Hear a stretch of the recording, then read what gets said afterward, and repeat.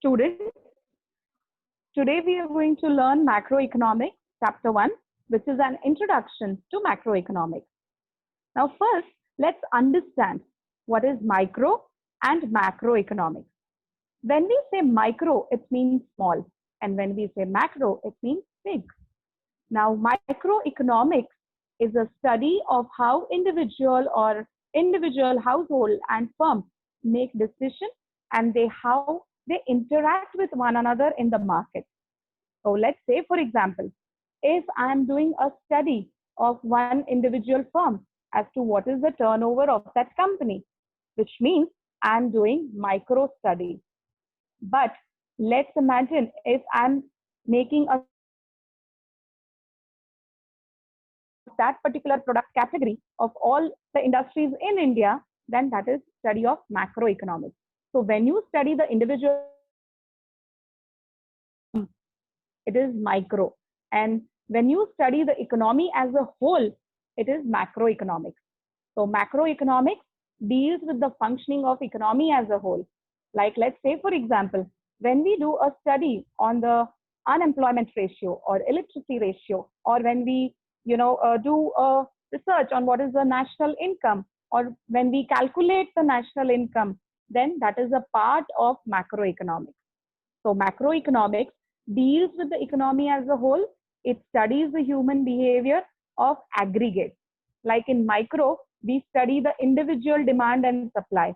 But in macroeconomics, we study the aggregate income, aggregate consumption, aggregate demand and supply, aggregate investment, and the overall level of prices. So let's see as to what are the major concerns of macroeconomics. As I said, that macroeconomics, it consists of aggregate demand, aggregate supply, which means I'm talking about the total demand. I'm studying about the total demand and supply in the economy. I'm talking about the savings. And when I do the study of inflation and deflation in the economy, I'm doing a macroeconomic study. When we talk about economic growth and unemployment, it is again part of macro studies. When we talk about trade cycles or international trade, or when we do economic planning, that is again a part of macroeconomics. Now, when we say economic planning, we are talking about fiscal policy and monetary policy. So it is very useful for the economic planners when they plan for monetary. Like let's say, for example, government along with RBI, they frame the monetary policy. Again, fiscal policies are prepared by the planners. So it helps them, macroeconomics helps them to make a study of all these policies. Now, why this macroeconomics is important? Because it explains the working of an economy as a whole, as to what your economy is going through. It examines the aggregate behavior of macroeconomic entities. Now, when we say macroeconomic entities, we are talking about the economic agents of our economy, be it firm, that is producer, be it household. Household consists of all of us and the government. So it is very useful for the planner for preparing economic plans for country's development. And of course, when you want to compare your economy with the other international economy, then the study of macroeconomics is very helpful because it helps you in international comparison. Now let's see that which are the another concerns. Next one is knowledge is indispensable for the policymakers for formulating policy. As I said, that macroeconomic study helps the planners, that especially the fiscal policy, monetary policy, wage policy, industrial policy. So whenever any policies are framed with regard to taxation or with regard to public expenditure, then study of macroeconomics is very useful because it explains the economic dynamism and it intricates the relationship among macroeconomic variables. Now, when we talk about macroeconomic variables, we are talking about the price level, which keeps on changing, the income level, the output, and the employment level in the country. Now let's see as to what is the scope of macroeconomics. Macroeconomics studies the concept of national income, its methods and measurement. And it also studies the problem which is related to all the economic issues like employment, unemployment, illiteracy. Macroeconomic studies function of money and theory relating to it. Like we also study the circular flow of income. Now, macroeconomics helps to study the circular flow of income. Banks and other financial institutions are also part of this study. And the study of problems related to economic growth or increase in per capita real income, they also form a part of macroeconomics. So we can say that macroeconomics studies all the aggregate, be it price level, be it national income, be it aggregate demand and supply, or be it the study of employment or unemployment or the economic issues. Macroeconomics also studies the trade among the different countries.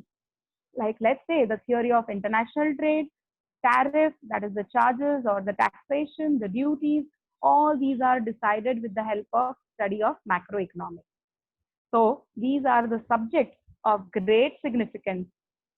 Now let's see that how macroeconomics emerged. So when we talk about emergence of macroeconomics, the dominant thinking in economics before Keynes was that all the laborers who are ready to work and willing to work will find employment. Now, these classical theories, they were of the thinking that anybody who's willing to work or who's ready to work and everyone who's interested to get employed, they will find the job or they will find the employment and all the factories will be working at their full capacity. Now, this was the theory at the classical time. But this school of thought, which is also known as classical tradition, there was a change in this thinking after the Great Depression of 1929 in USA. Now, this Great Depression in USA, it actually led to fall in demand because the demand for goods in the market was very low. Many factories were lying idle. Workers were thrown out of the job. And the major reason for depression was there was too much of supply of goods and services, which actually led to fall in demand and the prices. So many workers were thrown out of the job due to this depression. Now, as I had mentioned that in USA, there was a depression from 29 to 33, that is 1933, and unemployment rate almost rose to 3% to 25%. And over the same period, aggregate output in USA, it fell to about 33%.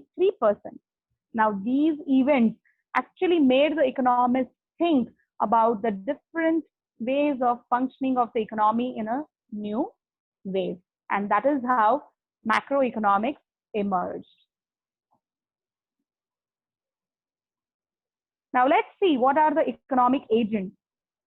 Now, when we talk about the economic agents, there are three major economic agents. One is household, firms, producers, and government. Now, when we say household, we are talking about all the factors of productions which are being supplied to the producers are from the household. Like, let's say land. Again, land is supplied by the household. Labor, we are laborers. We all are either skilled or unskilled laborers, and we are part of household. Again, we are part of this household, and we are the one who are supplying all the factor of production. So land, labor, capital, entrepreneur, all these are the factors of productions which are actually supplied from the household to the firms or producers. Another economic agent is firms or producers. The major aim or the objective of the firm is to increase their productivity and gain profit. Now, all the factors of production which are supplied from household to the firms, of course, there is something called return to this factor, which means when the firm is hiring all these factors of production from the household, they have to give it in return. and that is called return to factor of production, which means, let's say, for example, if the producer has hired land, in return, they have to pay rent. If they have hired laborers, they have to give them wages or salaries. If they have borrowed the capital either from the bank or any other financial institution, they have to pay the interest.